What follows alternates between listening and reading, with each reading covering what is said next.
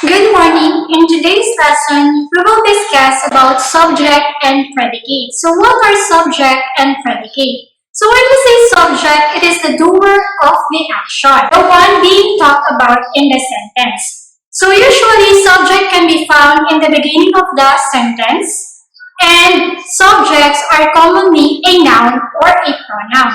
So what is a noun? So noun is the name of a person, place, things, events, or ideas. So like for example, name of a person, Anna, doctor, name of a thing, clock, chair, name of an event, birthday, graduation ceremony. So those are nouns.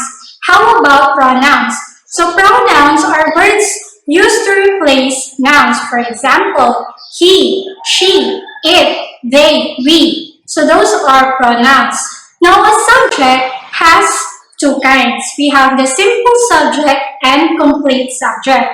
So a simple subject pertains to the main word. So main word and doer of the action. So meaning we only have one word. And in complete subject, we have the simple subject and it includes the modifiers or the words near the subject. So for you to understand it better, I have here prepared examples.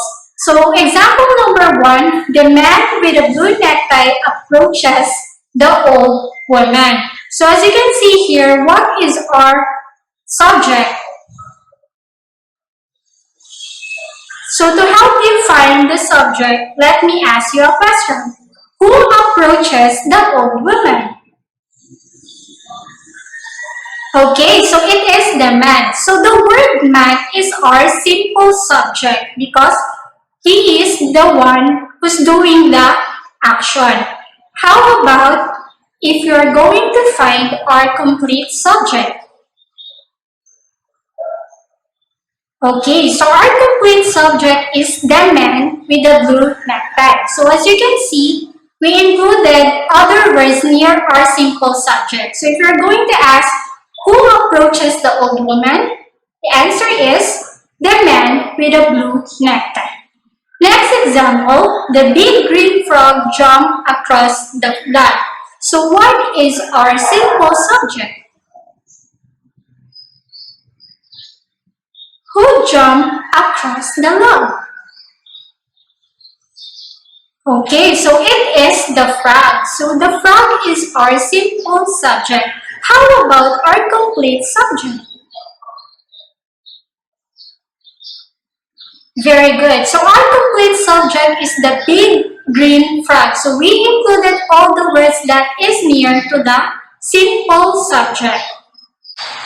So I have also here notes on how to find the subject. So as I have mentioned earlier, the subject is commonly a noun or pronoun, but not all the time. So according to this, a gerund or gerund phrase may be used as a subject of a sentence. So what is a gerund? When we say gerund, these are verbs that ends with ing.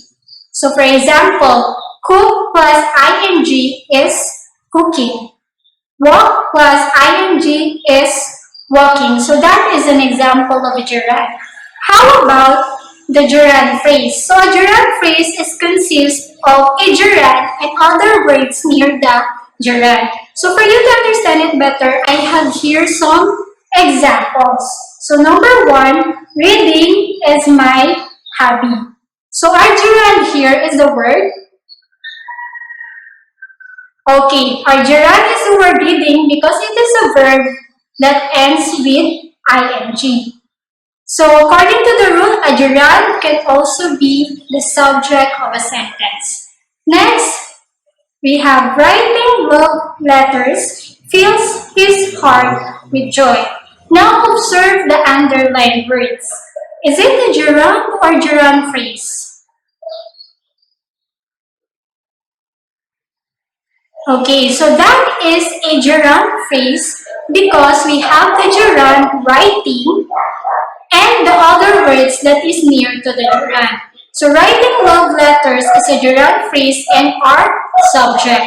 So if you're going to ask, what fills his heart with joy? That is writing love letters. Now in the third example, eating pizza is my stress reliever. So look at the underlying word. Is that a gerund or gerund phrase? Okay, so that is a gerund phrase because we have the gerund eating and the other word near the gerund. So that is a gerund phrase. Now another note on how to identify the subject is that the infinitive verb to be may be used to start a subject phrase. So what is an infinitive? So an infinitive can be formed by 2 plus verb. The verb should be in the base form or in the present form. For example, to cook, to eat, to play.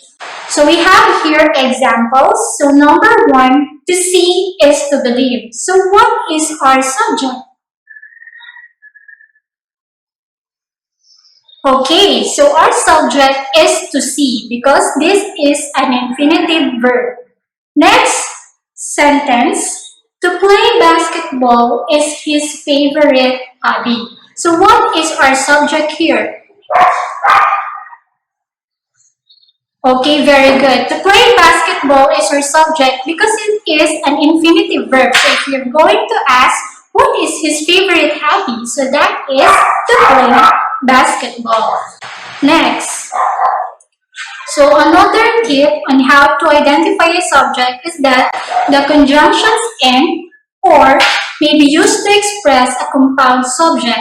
So when we say conjunctions, these are linking words. And when we say compound subject, meaning we have 2 subjects. So let's look in our example. So in our example, lightning and thunder frightened the little boy. So we have here the conjunction and, so meaning we have 2 subjects. Now can you please identify our compound subject here? What frightened the little boy? Okay, so what frightened the little boy are the lightning and thunder. So those are our subjects. Now in example number 2, success or failure awaits kabanalan. So as you can see, we have the conjunction or, so meaning we have a compound subject. So what is our compound subject? Okay, so success and failure. Next example, his uncle Bob and Aunt Betty asked for directions. So what is our compound subject? Okay, so we have Uncle Bob and Aunt Betty. So as he says that. So since we're done with the subject, let's move on to the predicate. So when we say predicate, it tells something about the subject or it describes the subject. So a predicate is usually a verb. So what is a verb? A verb is an action word. So same with the subject, predicate has 2 kinds. So we have simple predicate and complete predicate. So when we say simple predicate, it is just only 1 word and it tells something about the subject. And when we say complete predicate, it has the simple predicate and at the same time all the words that near the predicate. So let's have an example. So in the first example, we have Justin Love. Can you please identify the simple predicate? So let me help you by asking this question. What did Justin do? Okay, so he loved. So the word love is our simple predicate. So notice that the word love is an action word. So that is our predicate. Next sentence we have, the children hide in the closet. So can you please identify the simple predicate? Okay, it is the word hide. How about if we're going to find the complete predicate? Okay, so that is hide in the closet. Next example, Lisa enjoys pizza with sausage and pepperoni. So can you please identify the simple predicate? Okay, very good. So that is enjoys. How about the complete predicate?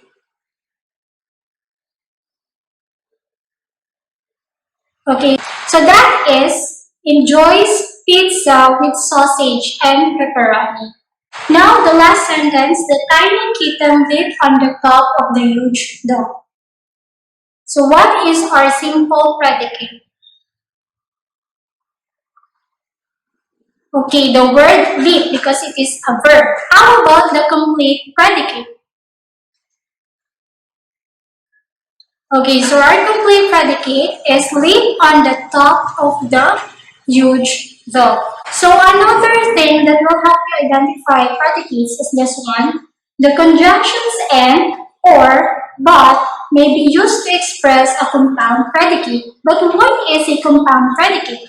A compound predicate, it means that we have two predicates in a sentence. Now look at our example. So number one, the villagers hoped and prayed that the rain would soon come.